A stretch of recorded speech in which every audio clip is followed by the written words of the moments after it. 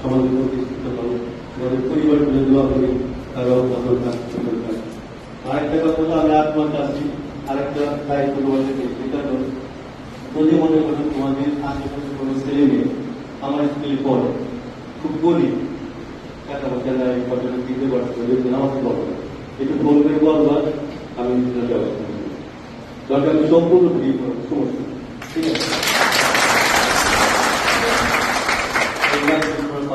আর তোমরাও মাঝে মাঝে চেষ্টা করে যে একটা দায়িত্ব দেওয়া, হয়তো অনেকে ড্রেস দেয়, একটু ড্রেস বানাই দিয়ে আমাদের একটা সংগঠন আছে, তাই না, এটা ব্যবস্থা করতেছে।